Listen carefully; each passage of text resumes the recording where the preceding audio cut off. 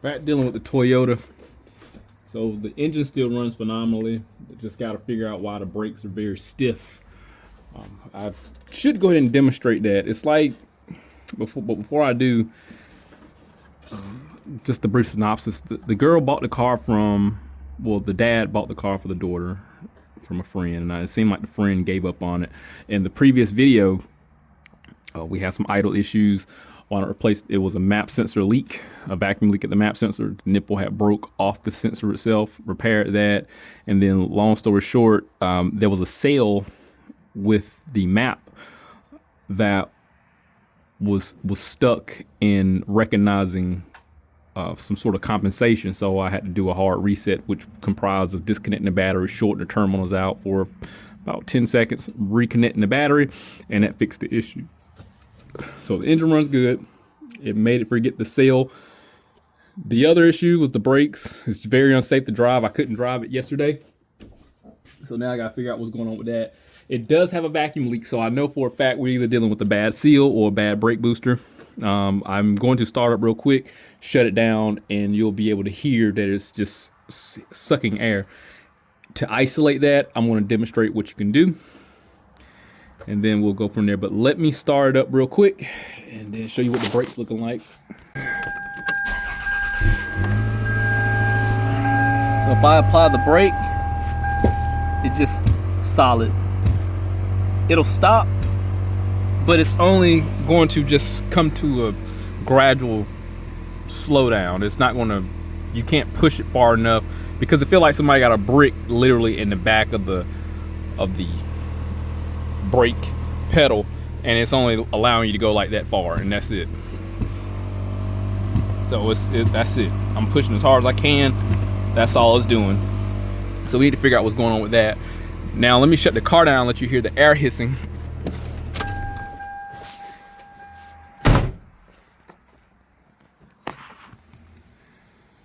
Hear that?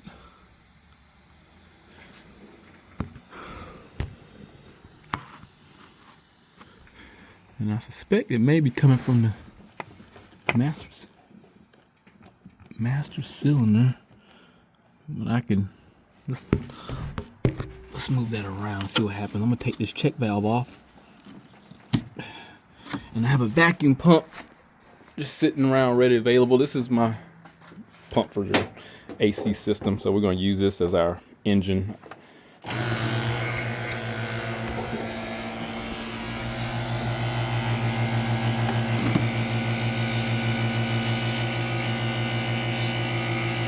Pull some vacuum.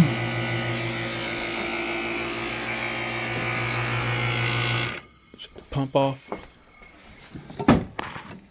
You still hear it.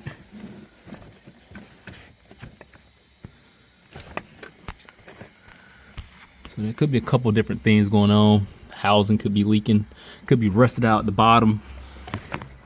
I don't know. We don't have any history on this car, but it is OEM. It's a Toyota Diagnosing product. So first thing I want to do is, what's up with the pedal travel? Let's disconnect the master cylinder and see if, with it disconnected, do I have adequate pedal travel? And one other thing I could do, crack the lines at the brake master cylinder. Crack those two lines and see if it gets better or not. I got a bunch of options. Obviously I want to do something that's least messy and invasive. Now it's rare, and it could be something at the brake itself that's obstructed, but that shouldn't happen. I've never had that happen. There may be something wrong with the booster itself, but I've never had that happen either, to where it's just solid like that. When boosters fail, you just don't have any brake assist. It's just not a dead stop. So I do believe the best thing to do is to take off the master cylinder, see if we have adequate travel. If we do, then pull off the master cylinder, see if there's something up with that. So there's no data here. Can't do anything besides pull the component, do a visual inspection, and see what's taking place.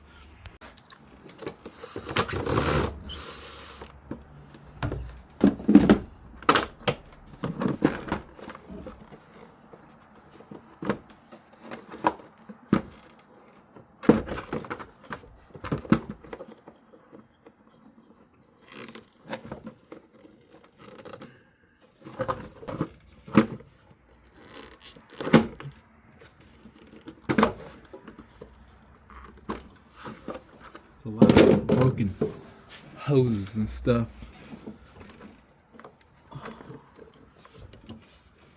Let's see if we can get a 12mm straight shot. Was that rust?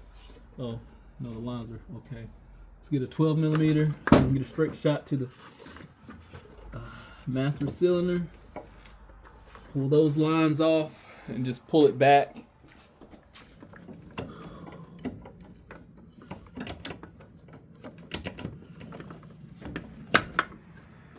It would be very nice if it was just an O-ring on the master cylinder. The master cylinder is just bad. So, oh boy, hold on. Is there another? That's everything. So what I'm gonna do, I'm gonna go into the vehicle. I'm gonna hit that brake pedal and see if it pushes the master cylinder out.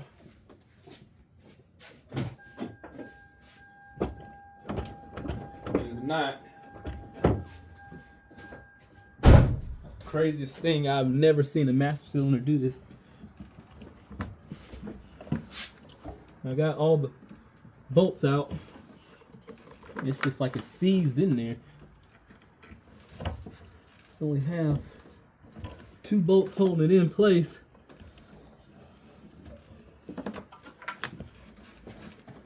Damn.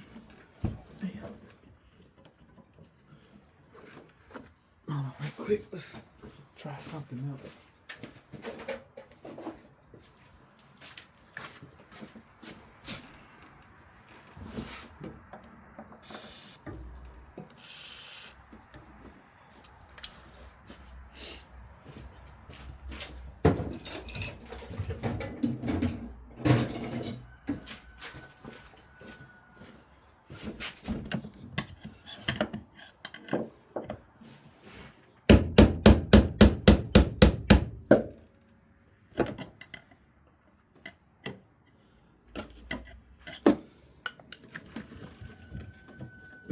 Let me try to put it right down.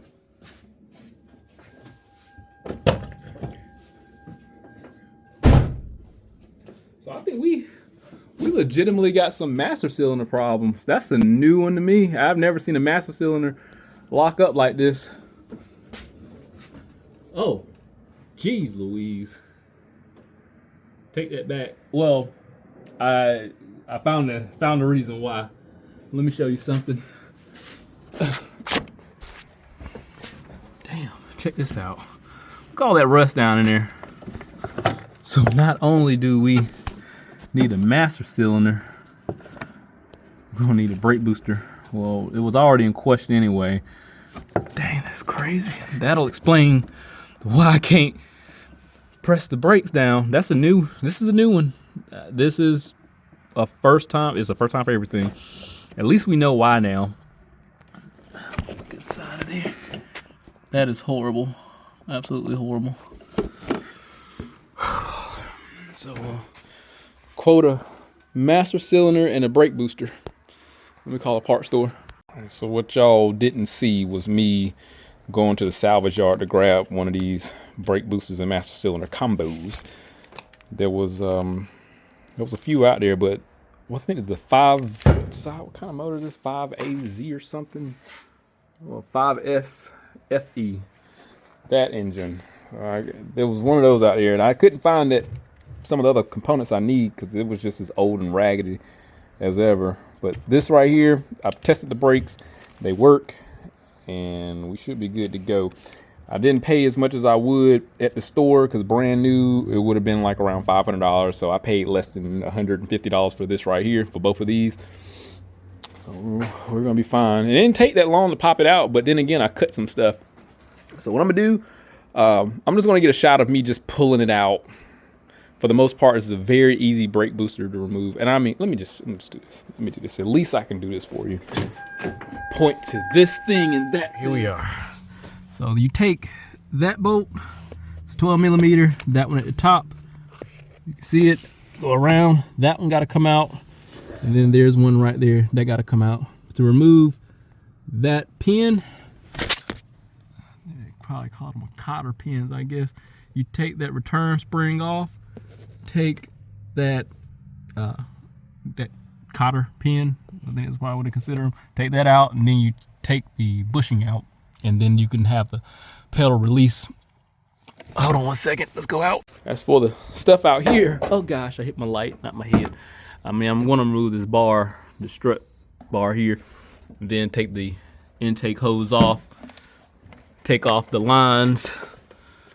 I gotta take that one line off there, and then take this one off here, and then I'll be able to remove the master cylinder, and then that brake booster should just slide right on out like my ex-wife. So we're gonna get that out, and I'm gonna pop that joker back in there. So let me get this stuff removed, and hey, just cut and dry repair.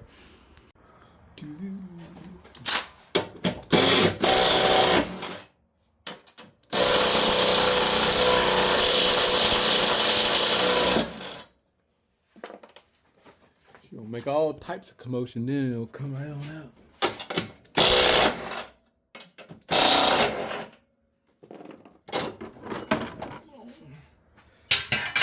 Okay. We got a little more room.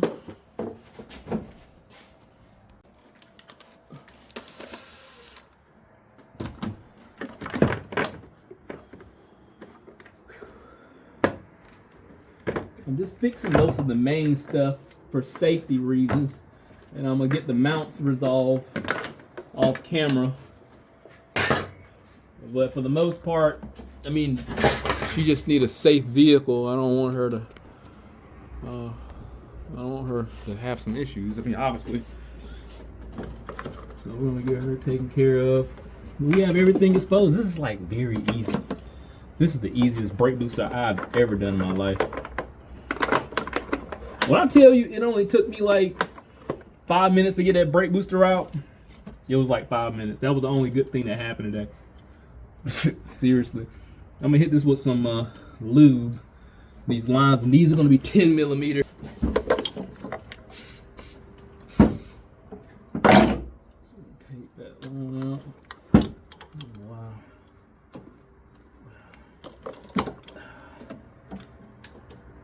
I'm pretty sure there's some people who are very particular about the type of lube that is used. There's some people that don't think WD-40 is a lubricant.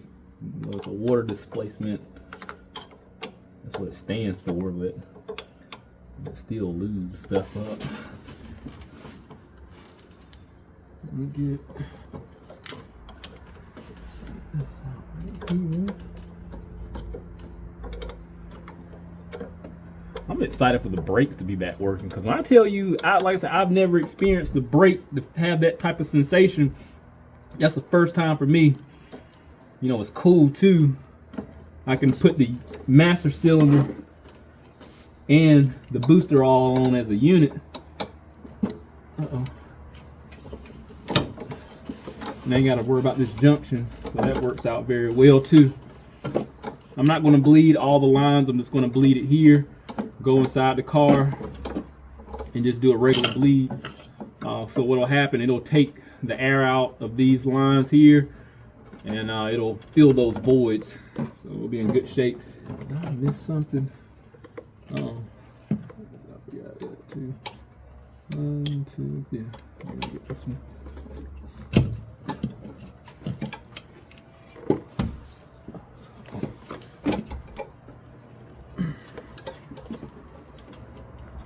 Oh gosh, this is a little tough.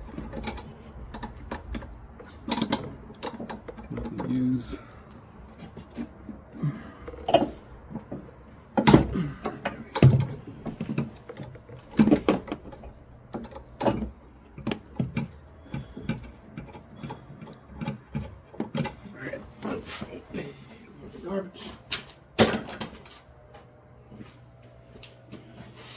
Go inside, take everything that I mentioned off. This is crazy. I don't even know how that even happens. Take everything off and then we'll get that booster out.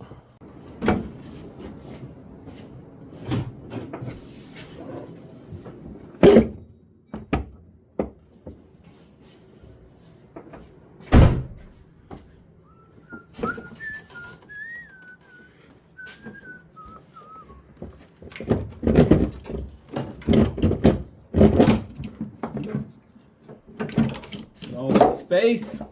Man, look at all that space. It's got water in here. You hear that? That answers all the questions right there. Look how bad that is. Oh shoot. We need to tip this upside down. Hold on. Let me see here.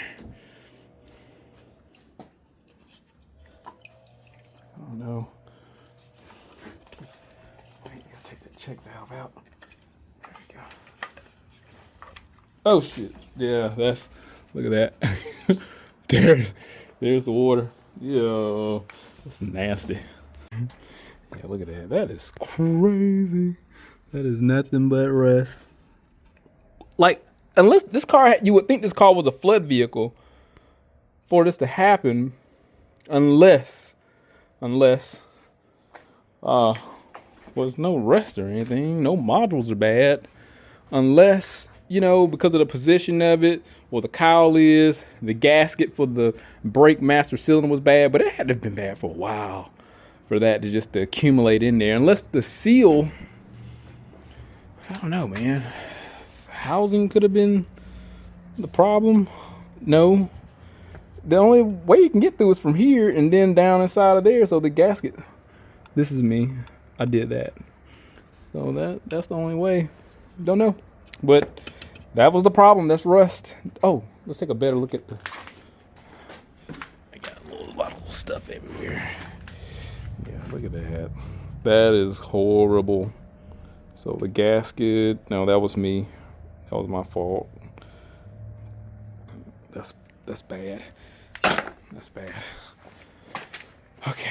All right, let me get this back in here and I'm gonna show you the final product. I got it partially in there. I didn't have no issues getting it in there except that one of the lines didn't want to cooperate, but I took my precious time. If the line gets pretty hard and don't want to go in, take it out. And especially if you went to the junkyard like I did and cut the lines, at least you got some sort of thread chaser. Run that back in there, take it out, and then try the original line. If that don't work, find the nut that's compatible with the brake line, run it on there, run it back off, try it again. So I got brake fluid in it. I'm gonna crack some of the lines around like the highest point and just let it catch itself so it'll bleed up to it. So when I go to bleed it, I'm not gonna have to press the brake pedal maybe 1 or 2 times as much. Uh-oh. So I'm just gonna do just a little crack. Just a small, just that. Let it do its thing. Go inside, put everything back together, and we'll bleed it together. All right, we're back together. For the most part, I'm gonna tighten my line back up, which I think I did off camera. So the next thing, I'm gonna take my vacuum pump. That's gonna be my engine, and I'm gonna bleed it just like if I was to have a helper. Press the brake a few times, and then use my tool to pin it against the seat and the brake pedal. That's gonna be my brake assist, and just crack the lines up here till it gets firm. Let's see if it holds pressure now. Vacuum.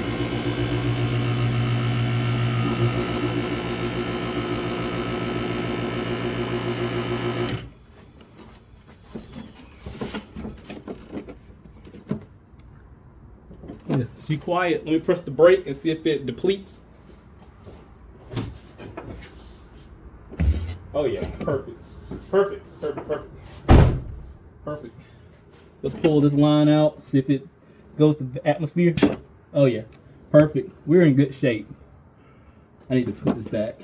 All right, let me bleed this and get the pedal pressure built back up, and we're gonna test it and finally able to test drive the car afterwards too. So let's get that squared away.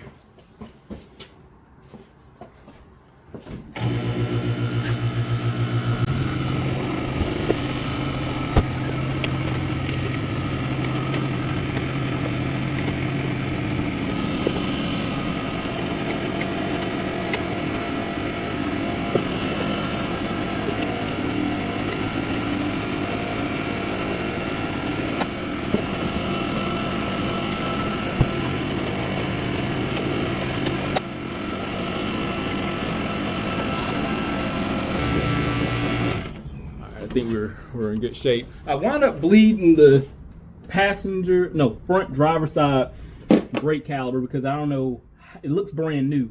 How did they bleed it if the brakes didn't work? So I just went ahead and did that, and it didn't have air in it. So I guess some questions are best left unanswered. Let me hit this area with some brake cleaner and hook up my lines. We'll be good to go.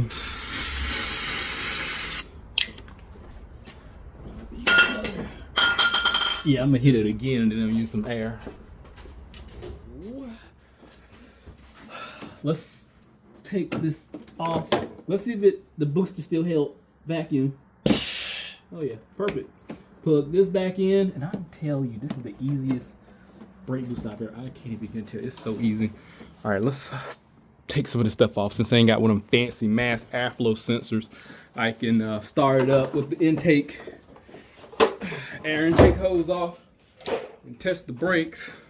Oh, I did break the vacuum line here. Where's that joker?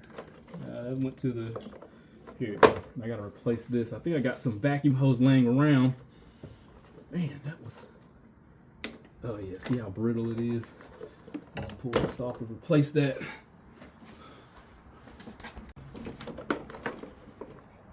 Ooh, the vacuum line works well enough. It feels like it might be a little soft. I don't know if it's gonna collapse or not. You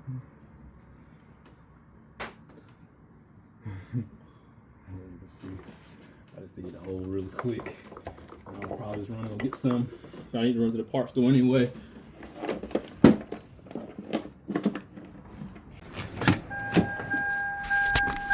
Oh man. Okay.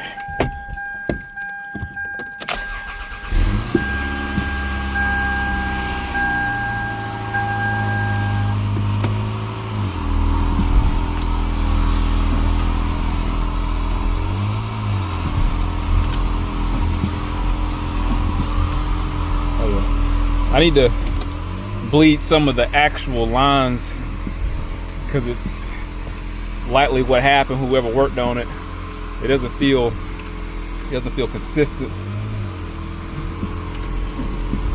Yeah, I need to bleed the back too. Let me get those so they'll be perfect. You know, I'm gonna take it on test drive.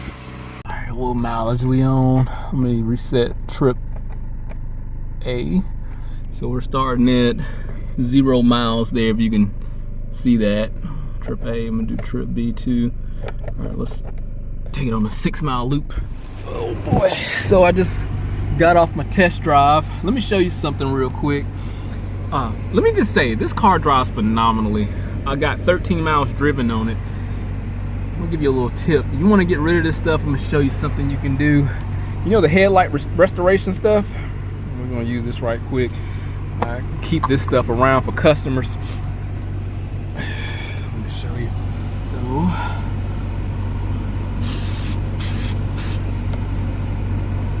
So there we go.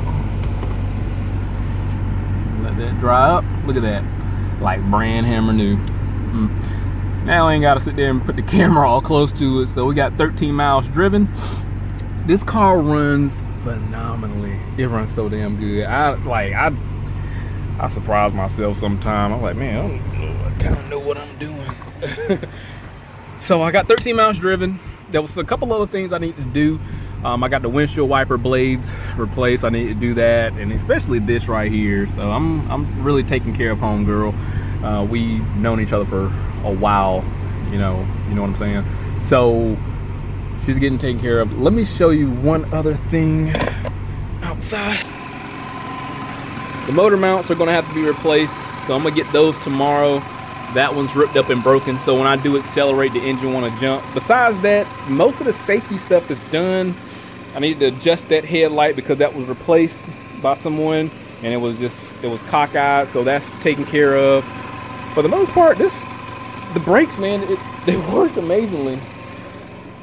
They work so well. That's crazy though, man. I've never seen anything like this. And again, I'm still kind of wondering how the hell the water got in there. That's wild. But look, it's a little late at night. I had another client come by and I had to socialize with her for a little bit. But this car is done, man. We got the fuel trims, the poor running conditions fixed. Right now it runs amazingly. The brake issue totally resolved. Like I said, I've never had that problem before with that rust, but there was some understanding of what we're dealing with, so I knew where I needed to go. That brake booster did call itself out with the vacuum leak, and I understand why. It's all that rust and the gaskets and stuff are broken, but it's fixed now. I'm gonna do my part tomorrow, get these 2 mounts fixed, which is going to take no time, but for the most part, she is safe. It drives very well. Came in running like crap, is going to leave running like perfection. Hey, if anything happened, I'll definitely update. But hit that link, subscribe to the channel, stay informed, how to return to my work. See you next one.